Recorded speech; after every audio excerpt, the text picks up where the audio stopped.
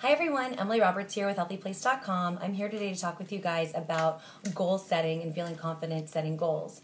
As you know, I'm a therapist for for the blog Building Self-Esteem, and I'm also a therapist in real life. I work with a lot of teenagers, young adults, and adults. So oftentimes the talk about being confident while setting goals or making goals that you can actually achieve comes up in everyday conversations with my clients and with my friends and with myself, actually. So I want to give you a technique that works really well for setting goals and feeling confident in doing so. If you just set a goal like, oh, I'm going to go to the gym, or this new year I'm going to resolve to be the healthiest I've ever been, those are pretty broad goals. And oftentimes we don't hit those goals or meet those goals and feel insecure and unconfident when we look back on them. I want to give you a really great tool for setting goals and meeting them. This one is called SMART. S-M-A-R-T. It's an acronym. I love my acronyms. So today we're going to talk about how to set reasonable goals that you can feel confident in achieving. So the first thing to do before you even get started is to think about a goal. So with a lot of teenagers and adolescents and young adults, it's maybe something like to do better in school. Okay, that's a pretty broad goal, but let's say that that's the goal. And for adults, let's say it's to get healthier or to be the healthiest I've ever been this new year. The first thing I want you to do is to be specific. SMART, get it? Be specific. That's the S in SMART.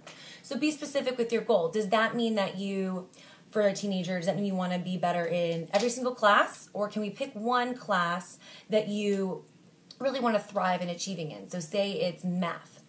And if you're an adult, say you want to get healthier. What does that really mean? Does that mean that you want to lose weight? Does that mean that you want to eat better?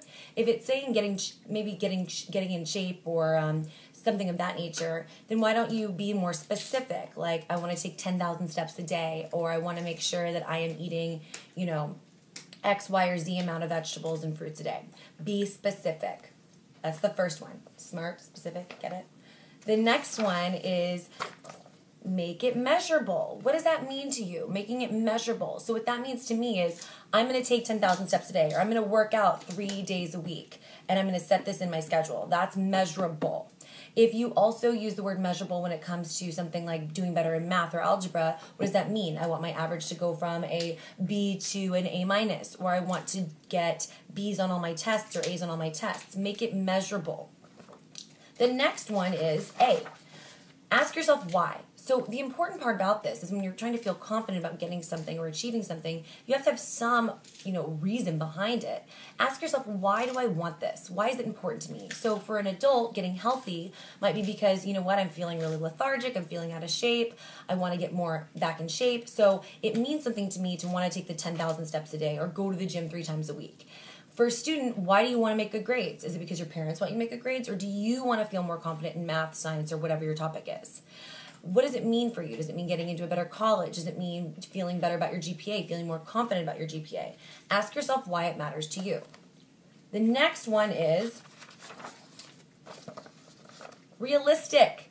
Set realistic goals. So that means I'm not going to work out every single day. You're not. You're going to get hurt. Things come up. You're not going to work out every single day. Does it mean 10,000 steps a day? Get an app to make it realistic. Put it on your phone. Get a Fitbit, whatever that means. But be realistic in your goals. Maybe it's 6 days or, 6 days a week is still quite a bit, but 3 out of 5 I'm going to work out. Be realistic. For studying, for math, you're not going to sit there and study for 8 hours. It may mean that, I need to go to those extra office hours, or I need to get a tutor, or I need to start doing some research online on how to get better at this.